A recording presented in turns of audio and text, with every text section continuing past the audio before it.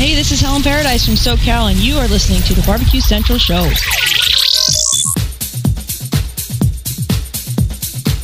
Happy to have you aboard here for the really big barbecue show. Boing.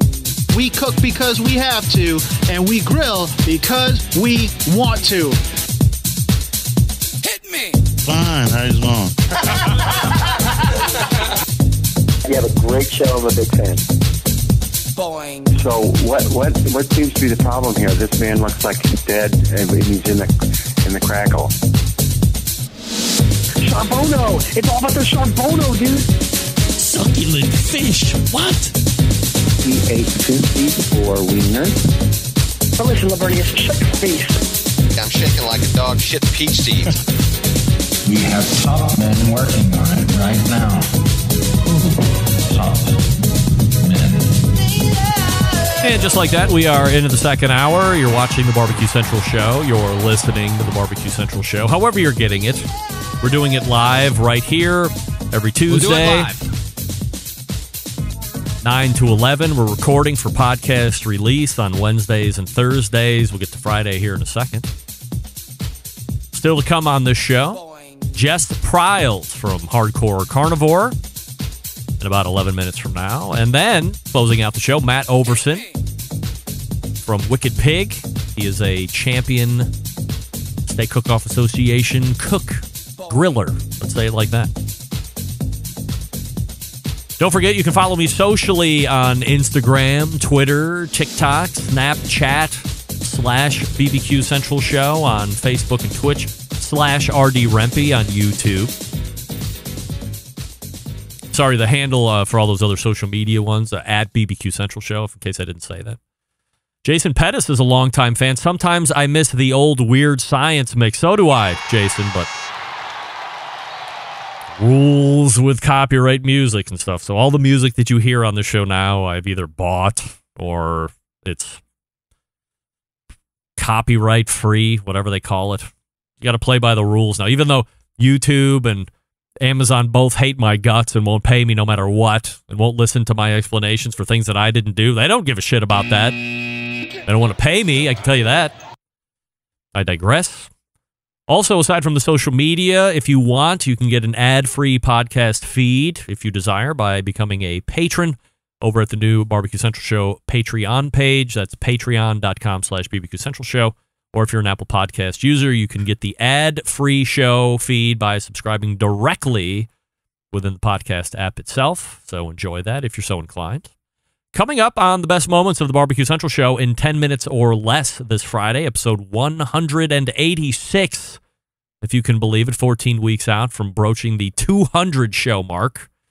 This one taking you back to July 31st, 2012, where you will find the ever-popular, the most downloaded styles of show that this particular program has ever seen, the Roundtable shows.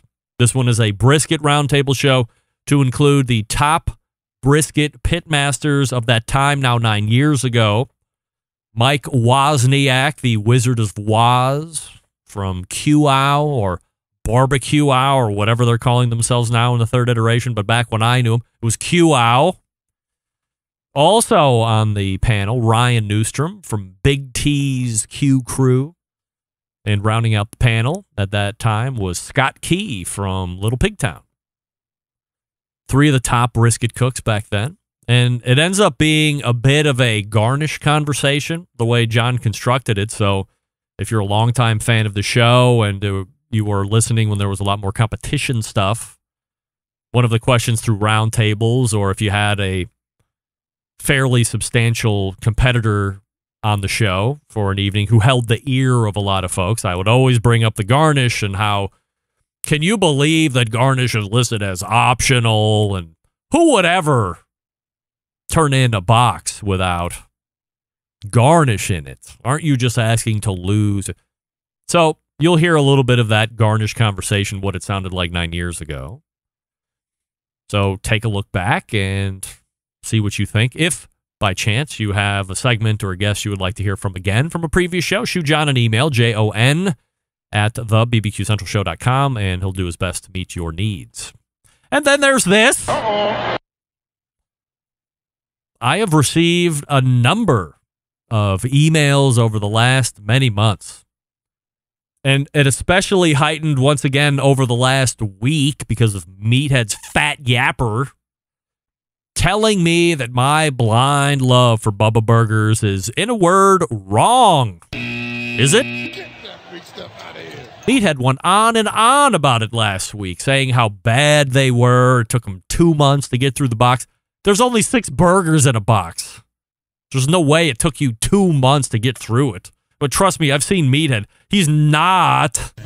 Andrew, you are not the father. He's not eating one burger at a time, no matter how gross he says they are. So 3 weeks tops, that box of burgers stayed in his house. But he wants to say 2 months to get through the box. I even got a text message from Jay over at the Grill Coach podcast saying, and I quote, "Yes, Greg, I fell into your Bubba Burger trap. Your food judgments will forever be in question." Well, here's the good news for those of you who think that I snookered you in some way as it relates to Bubba Burgers. I have collected all of your names, related information, sent them to Bubba Burger Corporate, and I have told them to ban all of you from being able to purchase any of their products going forward.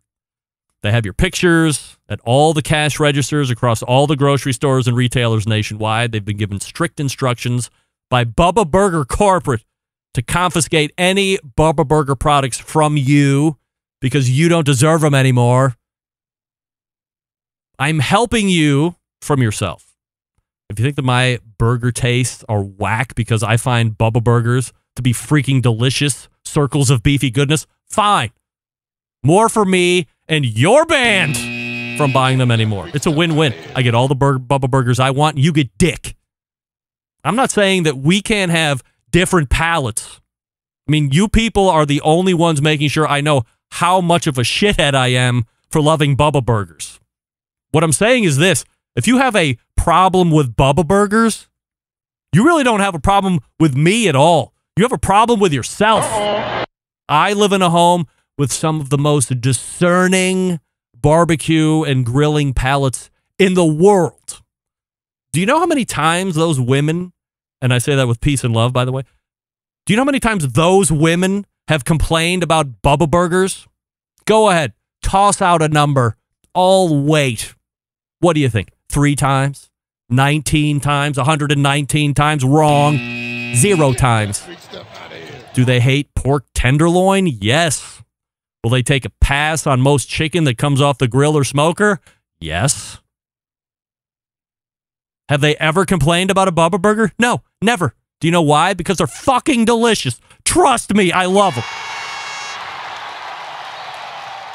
So go ahead, grind your own meat, do all that happy horse shit the way that you think you're doing it better than me, and I'll just continue to fire up the gas grill and toss on my frozen Bubba Burgers and laugh at you who think that I'm a loon. Don't forget, you're banned from buying them anymore, fuckface. I think I set you straight on that. I think I did. I like it. I'm going to leave it there. You can't hurt my feelings by trying to blast me in the package for my undying and blind love of Bubba Burgers. They're just great. And we can agree to disagree and still be friends. That's why this America works between me and you. Now, if you can't get over the fact that I like Bubba Burgers, unsubscribe. We'll get the ones that can agree to disagree. Jess Pryles is in the green room. Before we get to her, I will talk to you quickly about Yoder Smokers. Designing and building all of their products right here in the States. Building pride through craftsmanship. World-class customer service is the backbone of how that company's built. This approach translates into what can truly be a bespoke-style product that elevates gatherings with friends and family. They're honored to have a trusted place in the backyards of America. From pellet grills to wood-fueled offset pits or charcoal grills, consistent blue ribbon flavor has become synonymous with the name Yoder Smoker. Make no mistake, Yoder Smoker's flavor-driven design is unique to each style of pit. And the team has developed their cookers to perform time and time again while outlasting the competition for generations to come. It's this generational thought that's rooted in the handmade products and defines the integrity of the core values. American-made quality, endless flavor are the benchmarks of Yoder Smokers. Find them at yodersmokers.com and grab yours today. That's yodersmokers.com. And we'll be right back with Jess Pryles. Stick around. You're listening to the #1 most downloaded barbecue and grilling podcast anywhere. The Barbecue Central Show.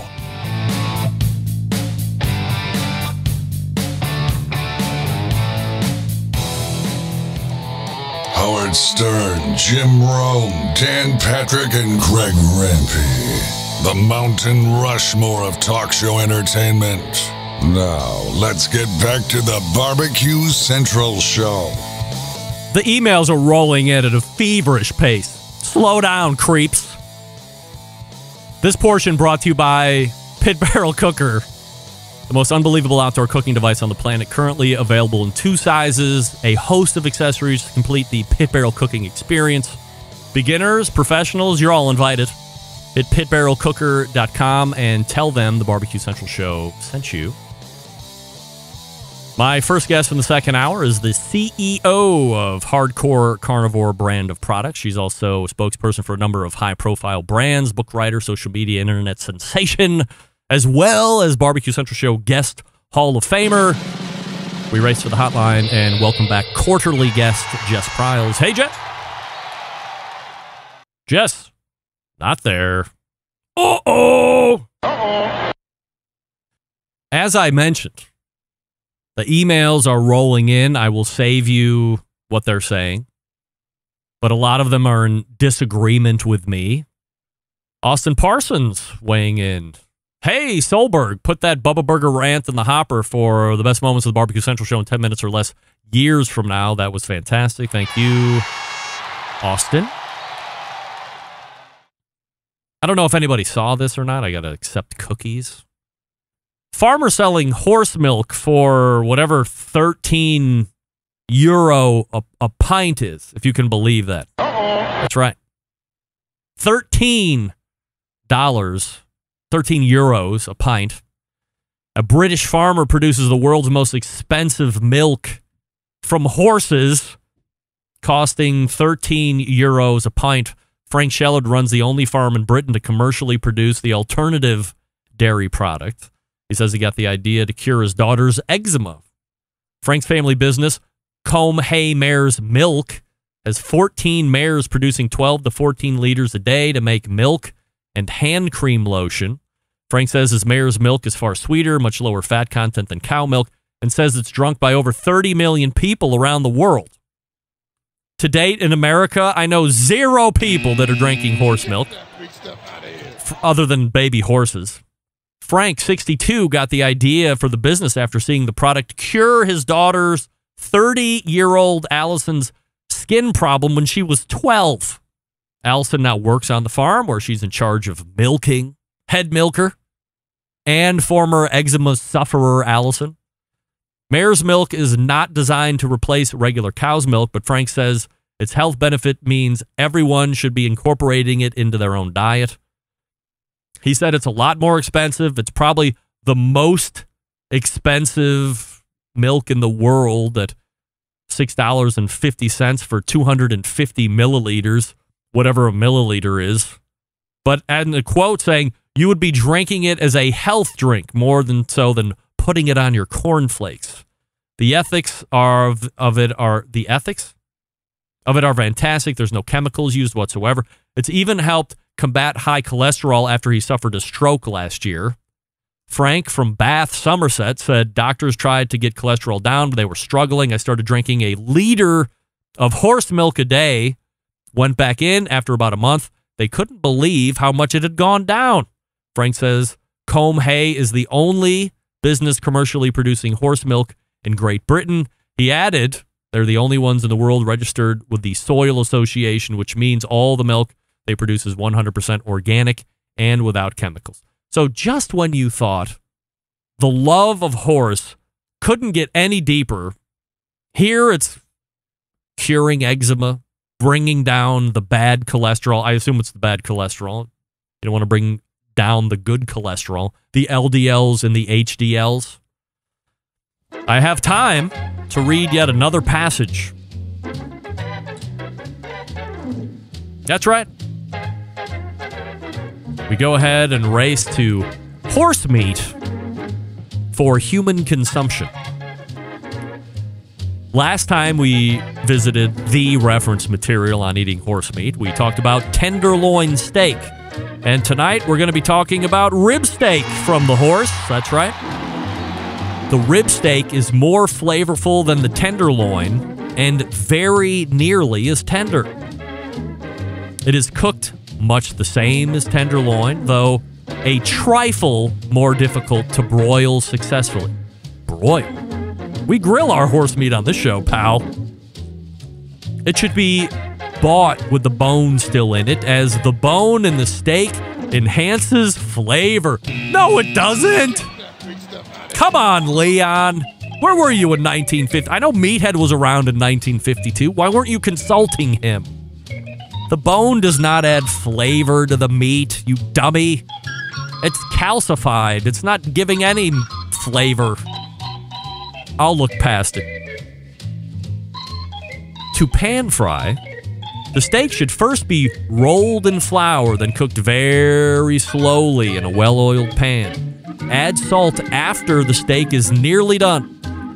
To broil, select a cut which seems to contain an unusual amount of natural fat, and follow the procedure previously outlined for broiling the tenderloin. The French people cook the rib steak by seasoning first, inserting several garlic cloves into the meat, then pan frying very quickly until both sides are brown, then removing from the pan while the steak is still quite rare. Otherwise, the meat becomes tough. After removing the steak, add red wine and parsley to deglaze the pan. And that steak juice to bring to the boil makes a really delicious sauce. Well, there you go. Your most recent passage of horse meat, no problem.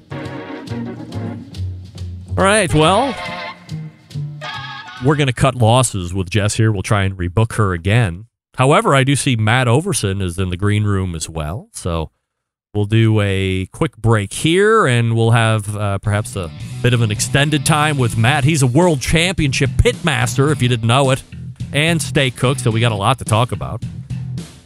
Before we get to Matt, I will talk to you quickly about Green Mountain Grill, some of the best pellet cookers out there on the market today. Choice line, prime line, totally up to you. Choice line is the entry level. Let me thumb this out.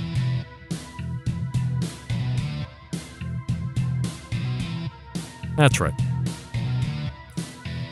That's the entry level. So you don't get Wi-Fi connectivity, you don't get app connectivity, you don't get internal meat probes. But if you don't need any of that, then don't worry about it. Save yourself a couple $100.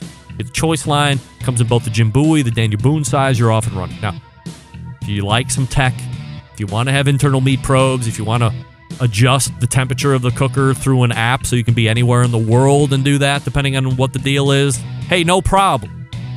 You can get the Prime Plus line. Prime Plus gives you a front shelf, more of a robust build on the chassis.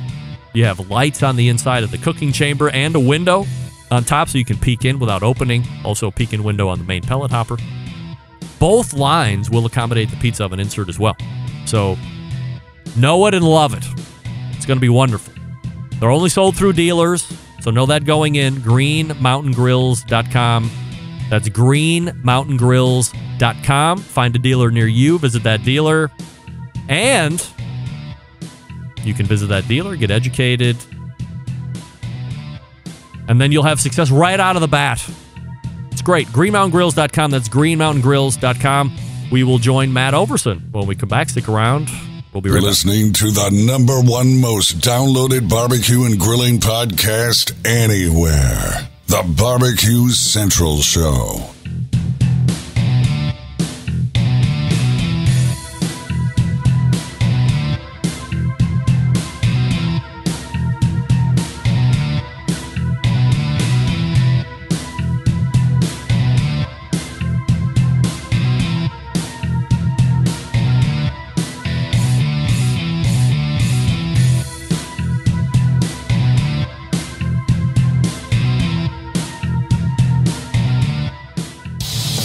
celebrating over 10 years of prolific and unparalleled live fire barbecue and grilling talk.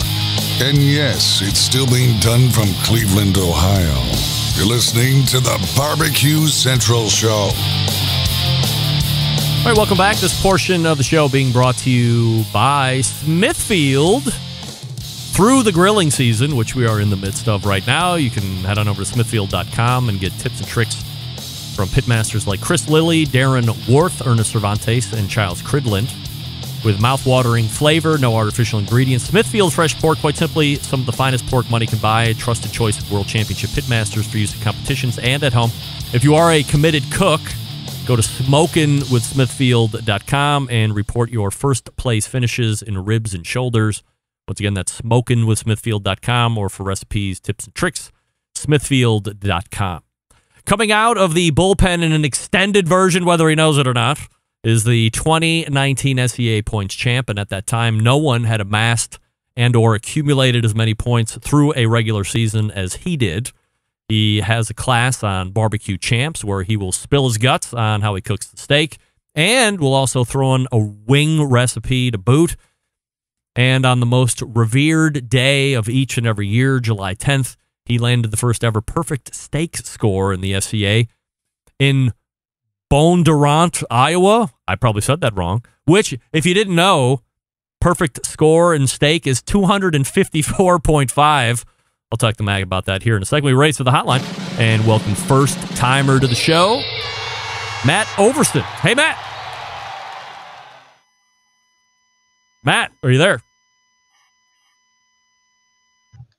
Matt? You there? There you are. Yeah. You were on mute. How about you? Love it. Yeah. And now we have you. Welcome aboard here, Matt. Happy to have you. Thanks. Matt, this is nothing to do with you, of course, but how the hell is a perfect score in SEA not a whole number? 254.5 seems like you're at least a half a point shy of something whole. What's the deal with that? There's 5 judges, and when you do the judging is 10.9 is what they would do. So you get a 10 in appearance, 10 in texture. You can put me on the spot here. 10.9 in doneness and 50 overall impression. So the 10.9 equals that 54.5. All right. 254.5. So that's how you get your perfect score.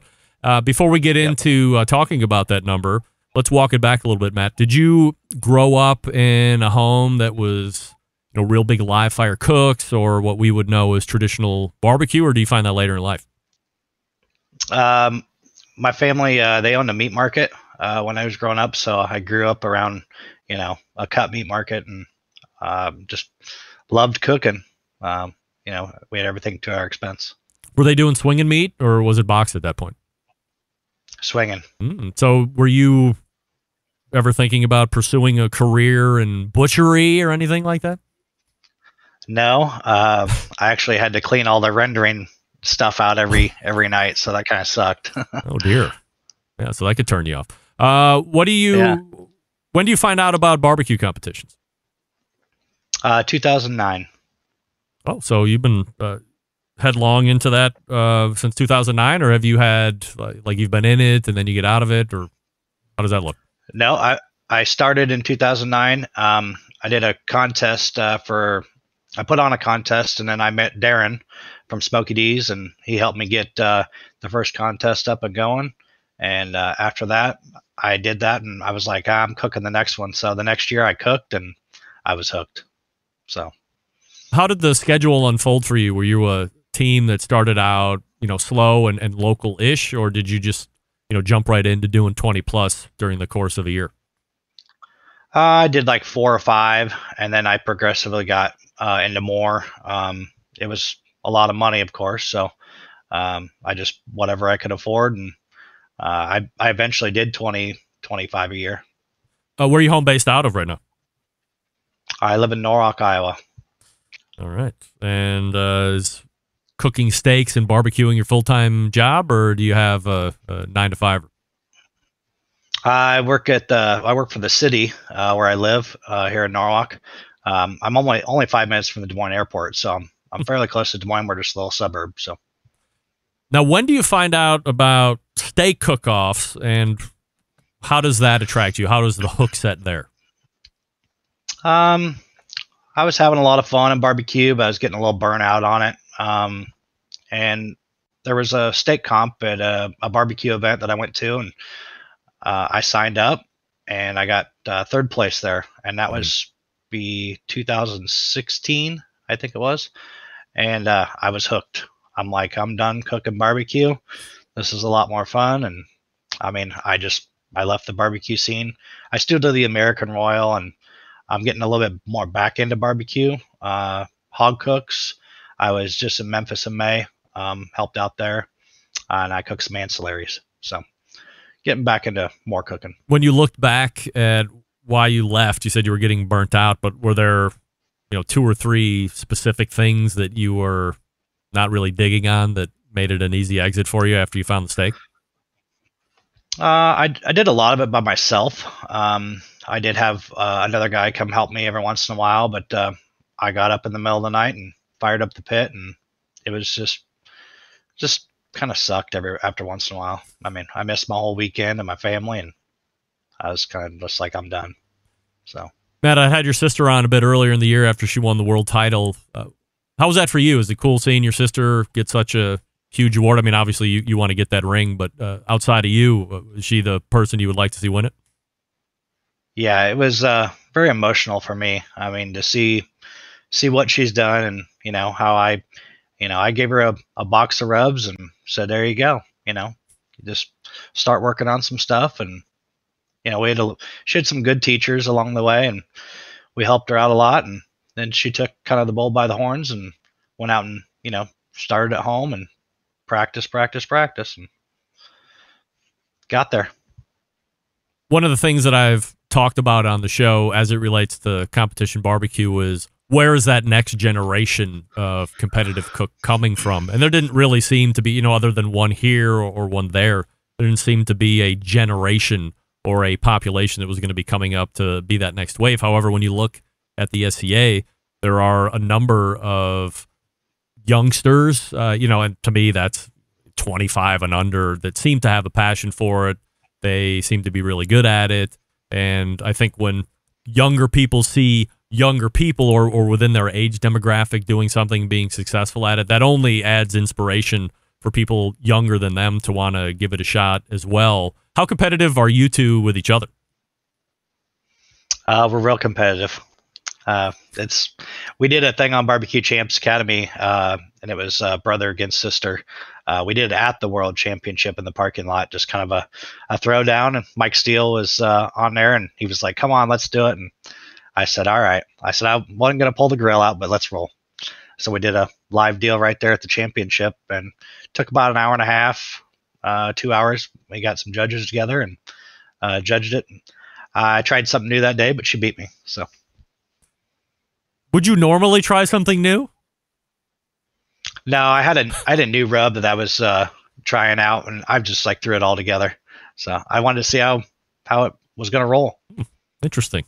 Always, I think when you look at competition barbecue, I think maybe that's where a lot of the hurdle has come up.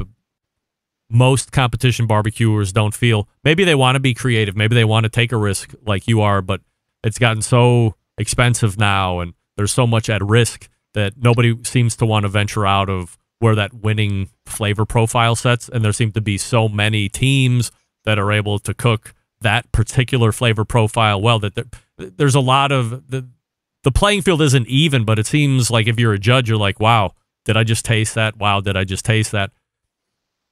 Where I think if you were able to be rewarded to some degree for some type of out-of-the-box flavor profile, not offensive, of course, do you think that stymies the growth? And perhaps a follow-up question to that would be, do you think you have that leeway in the SCA, or do you have to conform to whatever's winning there as well? I think there's a lot of flavor profiles out there that could win. And there's a lot of them in different parts of the country. Barbecue has that same kind of little realm of, got to use this down here, use that up there. Sometimes when you get a flavor, it works in a lot of places. What I use works in Oklahoma, Iowa, Minnesota, and just right through the Midwest and all the way to Texas. If I veer off and get over into Arkansas or somewhere out in that area, and sometimes I got to tweak some stuff. But otherwise, as long as you can cook a well-balanced steak, you can walk. Matt Ouverson joining me here on the show. He's the pitmaster of Wicked Pig, and we're going to be talking about that perfect steak here in just a second. So let's go ahead and walk back to the weekend of July 10th. Once again, best day of the year, birthday. Magic happens. Matt, you go to the event. Is it Bondurant or Bodurant or Bondurant? Bondurant. And you cook a steak that receives perfect scores.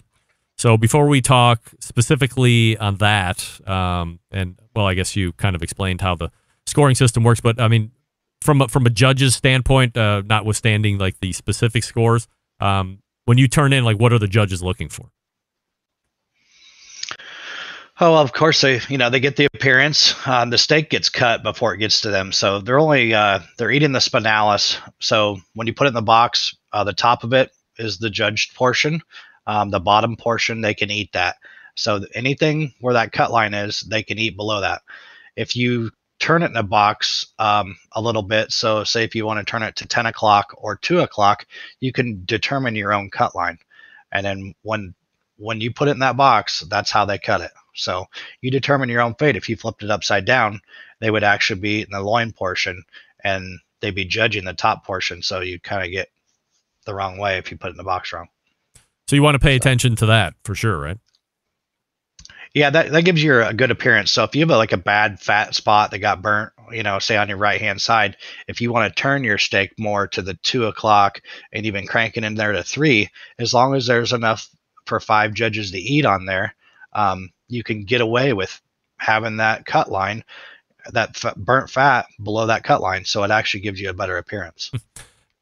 When you were turning in the steak that gets the perfect score, was there anything that was standing out to you as that thing being exceptional or something that was going to be a record breaker at that point?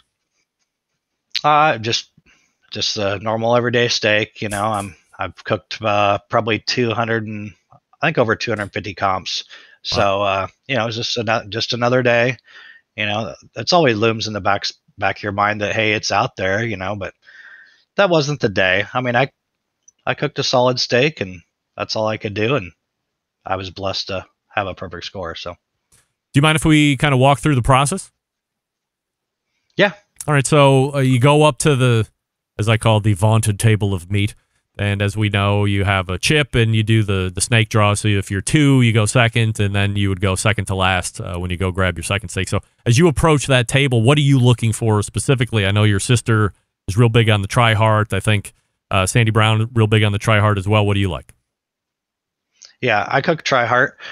Just depends, whether you're getting a choice steak or you're getting like a Wagyu. There's all kinds of things to look for.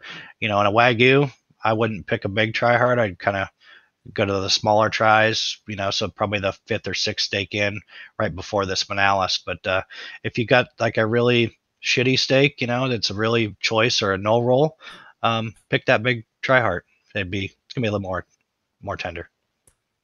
When you get it back to the booth or the trailer or whatever you have, how do you go about prepping it up? Do you trim a lot? Are you a tail on, a tail off? Do you round it out? What do you like to do? I like to leave it look like a ribeye. I take the tail off there. Most people do. It's kind of like the tail of death if you leave it on there. I mean, can it help if it you at all? Looks really good. I would never leave it on there. Never. I've never left one on. All right. Never. I've seen a lot of people do it, and they do okay with them. I've seen people win with tail on. The first thing I do, I get back there, I put it in the cooler because they've been sitting on the table for half hour, 45 minutes, so they're kind of a little bit soft. So I like to put them in the cooler. They trim a little bit better, and then I like to shape them like a ribeye. I don't do the hockey puck thing as people say they are. I don't think that really matters as long as the steak looks good. Get it there and trim it up, tie it, marinade. Sits in the marinade for about 14 minutes. And then after that, get to seasoning and get ready to get my grill fired up. I mean, it's pretty quick. They only give you like an hour and a half, sometimes 2 hours. And that goes by, especially if you're bullshitting with your friends and having a few beers and lose track of time. So, are you not a pinner? I pin. Oh, yeah. I think I might have invented the Frankenstein of pins. What is that? I use, they're just turkey lasers is what they are. So they're a little stainless steel pin. And it just helps hold that steak together. And it helps the string from rolling up. When the steak cooks, this steak expands. And when it expands, if you don't have that string pinned, the string will roll, and it could actually cause your steak to cup. So I pin the crap out of it. You had mentioned you put it in marinade for 14 minutes. Is that an exacting time? Like if you left it in for 20, it would denature the meat or change the flavor profile, or is that just a rough number? I do 14 minutes, and that's what I tell everybody. I'm not secretive about that. I mean, I made the product, so that's what I do. I could leave it in there, 20, 25 minutes on like probably a steak that doesn't have any fat in it, because it separates all fat from all protein, and it does it in a quick hurry. I mix it with beef consomme, and if you left it in the bag for an hour, there wouldn't be anything left of it. I'm not saying it wouldn't be gone. It would just be a ball of fat and a ball of protein, and It would still be perfectly edible, but it would be really mushy. How do you come up with a recipe that's so quick acting? My dad's in the meat business, of course, and he has a room that's got all that product in it, and I developed it because that's the way I wanted, a fast acting deal. There was no marinade out there on the market that was fast. I mean, most stuff was an hour and a half, and I needed faster time. So, are you trying to get flavor pushed in it, or salt, or both, or tenderize? There's a little bit. There's a flavor pack in there, but it tenderizes fast. So, I like top sirloin at home, and I cube it up. And I put it in there for 45 minutes, and it's like eating a filet. Really? So, and this is currently available on the market. Is it like Matt's Magic Marinade, or? It's the Wicked Pig. It's on Amazon. There's about 65 barbecue stores throughout the country that have it. Australia and New Zealand also stock it. So, is this like a hot marinade on the SCA circuit too? I mean, you're fairly accomplished in winning and championships and all that other stuff, so I would imagine it's a lot of copycat. I mean, there's a lot of people using it. There's a few other marinades coming out on the market right now, but for the most part, I would say 80% of the SCA people are using it. When you pull it out of the marinade, you rinse it off, or you just leave it be and then apply the rub and away you go? Personal preference. I pat it dry and start applying my spices. Some people rinse it off. Like I said, it's personal to whoever wants to do it. If you leave it on there, it is a dark marinade, so if you leave it on there, it makes your steak a little darker. So if you're using a darker rubs, it tends to get way too dark. What do you like to use for rubs? Salt and pepper. Keeping it simple. Smoke, meat, and fire, everybody. That's right. Grill that you run? M16, Travis McGee out of Mesquite, Texas. I used a PK for a long time, and I met Travis, and I seen these grills, and I'm like, man, them things are sexy. I got to have one. And I tell you what, I've never looked back. He makes, bar none, best grill on the market. Using grill grates on those as well? Is everybody using grill grates at this point? Yeah, yep. And he integrates that M16, and then the grill grates are built into it. So when you buy the grill, the grates are already in there. So there's really no other grate in it. They're just the grill grates sit on there, and they run 4 of them in there. And I take one out so I get a little more airflow in my grill. So I just run 3 grates. Do you use it at home otherwise, just for rando weekend cookings, or is that your competition cooker and you're not going to use it for anything else? Most of the time it just sits in the back of the truck because I do cook pretty much every weekend, or I try. Back in 2019, I don't think that we haven't unloaded the truck. We might have unloaded it to clean it every once in a while, but it stayed loaded the whole time. What kind of fuel are you using? B&B charcoal. Briquettes or lump briquette mix? Char logs? Briquettes. I used to use logs in the PK.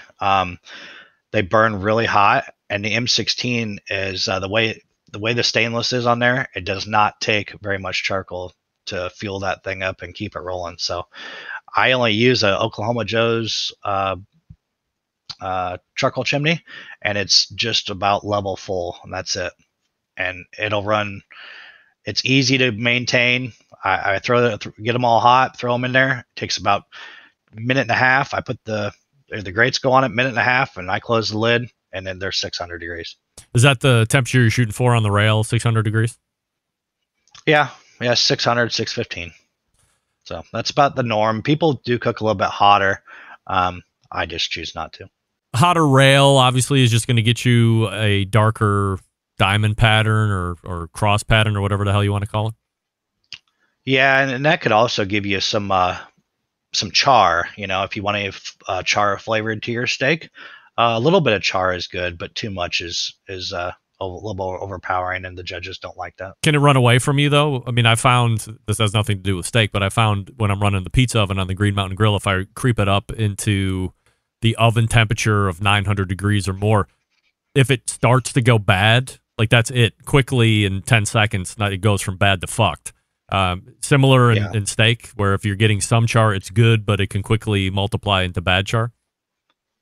Yeah, so I mean, depends on what you're using for rubs. So if you were using a sugar-based rub or a salt-based, so salt, sugar-based would burn. So the hotter them rails, you put all that sugar-based rub on there, and you stick it to there, and a minute and a half. I mean, on each side, it's gonna char them lines, and they're already burnt. Is that there's a lot of people that come up and be, hey, taste my steak, and I'll personally tell them, hey, there's too much char on there. I mean, some char is good, but the burnt is not. Is the flip schedule that you were just talking about, that minute and a half, is that where you're making your turns at? I run 45-second turns. So I run 45, 45, 45, 45, and I'm up on the rack. I should be another 4 minutes, and I'm off. Do you shoot for a specific internal temperature, or are you going by feel? An internal temperature. I'm not going to disclose that, but it's perfect medium is what we're looking for. That's right.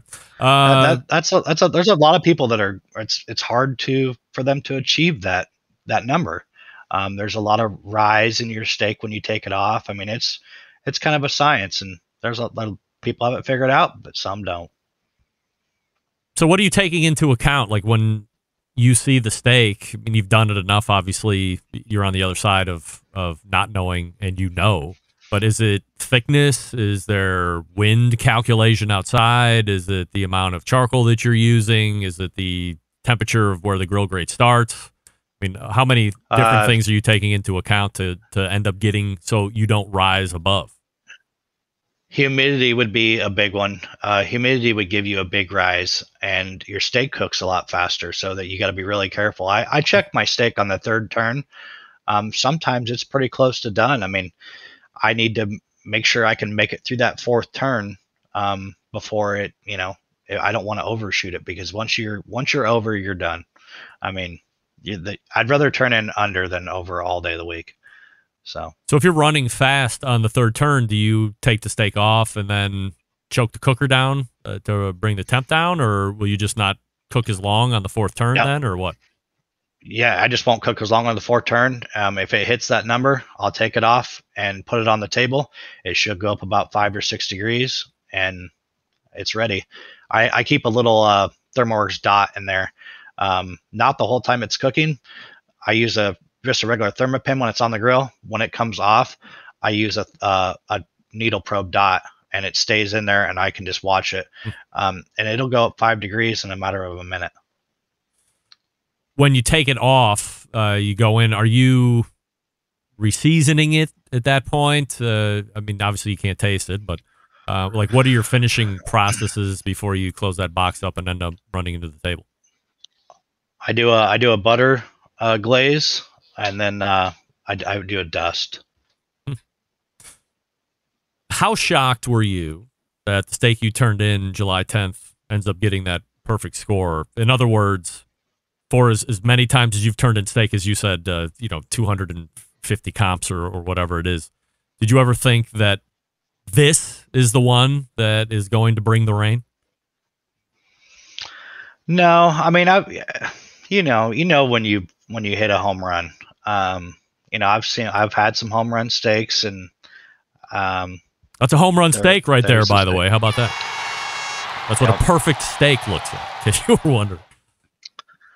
So, I mean, you just know, but you never think. It's never happened. So you're like, there's not going to be a perfect score today.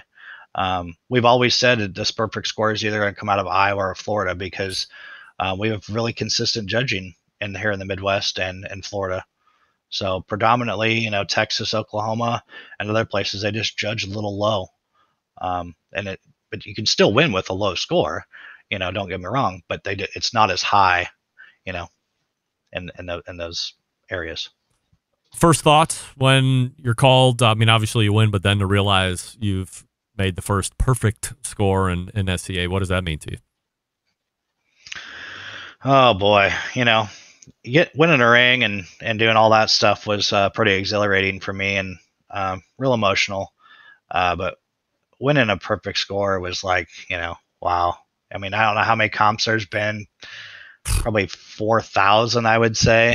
Yeah. 7 years of SCA, and it's never been done. So I feel really fortunate. I was had my grandmother there, and my grandmother's 92, so she's never been to a steak comp. It's 20 minutes from my house, so for me to pull that off in front of her and her get to come for the first time and see that, it was pretty awesome. Do you get a lot of media attention off of that? Obviously, I'm sure a lot of the top pitmasters in SCA are reaching out to you with congratulations, but like, what's the most unexpected thing that came out of this, aside from being on this show? Back in 2019, I wondered what was going to come next. Mm-hmm. It all comes later. It doesn't come like, the next day, or it just comes later. I have my own sponsors, and I pick and choose who I want, to be with. But a lot of grill companies come to you, a lot of charcoal companies, people like that.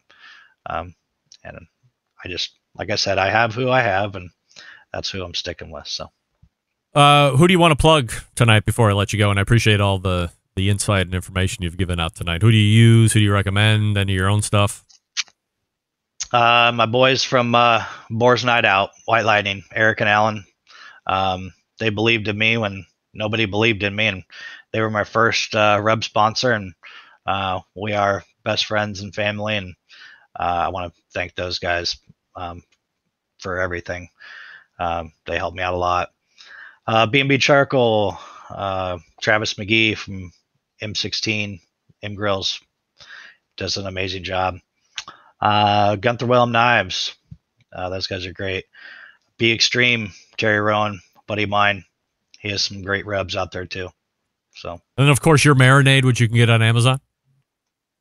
Yep, Amazon or Barbecue Superstore, Barbecue Pro Shop.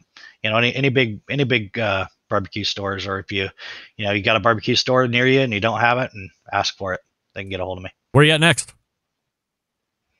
I cook in Ottumwa, Iowa. I got another close one about an hour away from my house this weekend. So we're going to go roll down there. With the new point system, it makes it easier to stick around home a little bit. So, Matt Ouverson is the first person to cook a perfect steak in SCA in 7 years of its existence. 254.5 is that score, and he attained it on July 10th. A no better day to do that, by the way. So, Matt, we say congratulations once again here from the show. Continued success, and we will talk to you again soon, pal. All right, thank you. You got it. There he is, Matt Ouverson, right there. 2019 points champ, most accumulated points that year, now adding perfect steak score to his docket. Very accomplished. By the way, if you want to step up the barbecue and grilling game, or at least the grilling game, Barbecue Champs, he had referenced that a couple different times. I think it's bbqchamps.com, and you can find, actually in the newsletter, I think I linked to the Barbecue Champs. Nothing related to me. I'm just linking you over there so you can find out more about Matt. So if you're interested in checking that out, you can go to Barbecue Champs and check out his class and all that fun stuff. All right, let me talk to you quickly about Vortic Watch, a small batch custom watch manufacturing company restoring vintage pocket watches located in northern Colorado. They take antique American pocket watches, turn them into wristwatches. Their mission, preserve and enhance the legacy of manufacturing in America. That's right. In order to do that, they combine traditional and cutting-edge technology to produce unique quality, functional timepieces with exceptional value. Here's the coolest part. Each watch that Vortic makes is unique and one of a kind, just like this one right here. Founded on the motto that America wasn't assembled, it was built. Check out vorticwatch.com and buy one for yourself, or take your own pocket watch that your grandfather or great-grandfather left you and send it into them and get it converted into a wristwatch, something that you'll use. It's just sitting in your sock drawer for now, for crying out loud. Use that thing. All right, let's wrap up the show. Stick around. We'll be right back. Whole packers, full racks, legs and thighs, injecting butts. If you've never heard this before, you might think you found the best XXX show ever.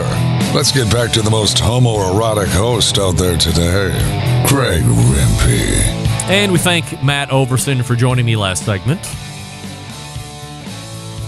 Going in depth on his steak process, 99%. Didn't talk about temperatures, finishing, didn't talk about rubs, but other than that, he was an open book. You can find his stuff over on Amazon under Wicked Pig Marinade. 14 minutes. I got to try some. I'll be heading to the Amazon after the show. Grab me up a bottle or two. I like tender steak. Why not give it a whirl? All right, let's wrap it up. All the way back in the first hour, we talked with Stephen Reichlin, barbecuebible.com. I'll be trying his method of eating Maryland crab out when we get on holiday, as they say. Then, Bill Oakley reappeared on the show and did a tremendous job breaking down the fast food scene in general. Chicken nuggets could be a new war, but Bill would rather see a war break out over onion rings because there's just not a lot of onion ring offerings, just BK, really. Second hour, Jess Pryles. Oh, so close. We'll try and reconnect her at some point down the road. And we ended the show with Matt Ouverson, the 2019 SCA points champ, ring winner, and the first person to get a perfect score at an SCA event 7 years. That was done on July 10th this year with a 254.5. You can visit Matt over at the Barbecue Champs Academy, barbecuechamps.com, I think, or Barbecue Champs Academy. Just search Matt Ouverson, Ouverson, and it'll take you over there. It's like the first return you get. Big show planned for you next week. You know what next week is? It's the finals of the American Idol Barbecue Central Show edition. The duet is in the can. I've heard it. Mastered by friend of show, Haniel Trisna, the official DJ and sound guy of the Barbecue Central Show. John Solberg and I will be singing for your votes live on the show next week. We also will have Derek Riches, amongst others, so stay tuned for that. September 11th, 2001, I will never forget. Until next Tuesday at 9 p.m. Eastern, this is your program host and proud U.S. American Greg Rempe. Good night now.